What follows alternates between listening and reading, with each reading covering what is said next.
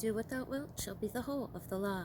In the next Tarot Tuesday series, I'm going to be combining the symbology videos by exploring the basic symbolism of each major arcana card with a passage from A Dictionary of Symbols by J.E. Cirlot.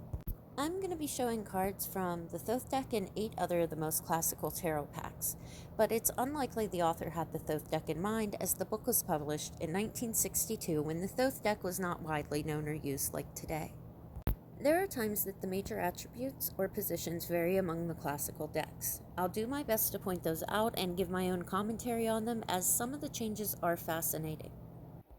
I may not touch on everything though, as each card could fill an entire series itself, but I'm going to do my best to address the major changes.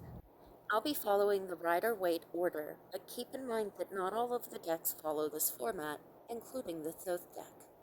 Starting with the Fool, we have the same major attributes across all 9 decks. The color is pale yellow, the element is air, east, spring, and sunrise. The astrological influence is Uranus. The esoteric title is the Spirit of Ether. The Hebrew letter is Aleph, Ox, 1. It rules the pathway between Kether and Hokmah, and the numerology is 0. Concerning the Fool, J.E. Cirlot writes, "The final enigma of the tarot, distinguished from the others because it is unnumbered. All the rest are given numbers, from 1 to 21. The significance of this is that the Fool is to be found on the fringe of all orders and systems, in the same way as the center of the wheel of transformation is outside movement, becoming, and change. This very fact in itself is a pointer to the mystic symbolism of the Fool, as it is touched upon in the Parsifal legend and others. This figure on the tarot card is dressed in a costume of many colors, denoting the multiple or incoherent influence to which he is subject. The red color tends to orange, indicating, and this is unequivocal, the color of the essential fire within him. He carries a bag at the end of his staff, this being symbolic of the mind and its burden. A white lynx is shown in the act of biting his left calf, left being the unconscious side, signifying what remains of his lucidity, that is, his remorse. But this does not deter him, rather does it urge him onward towards the background, where may be seen an overturned obelisk, a solar symbol, and also symbolic of the Logos. And there is a crocodile about to devour what must be returned to chaos. There is nothing definite to suggest that the Fool cannot be saved.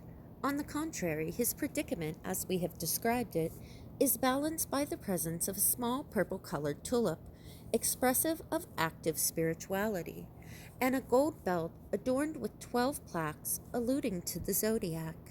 This tarot enigma corresponds in short to the irrational and active instinct capable of sublimation, but related at the same time to blind impulse and the unconscious. For Schneider, the mythic and legendary Fool is closely related to the clown.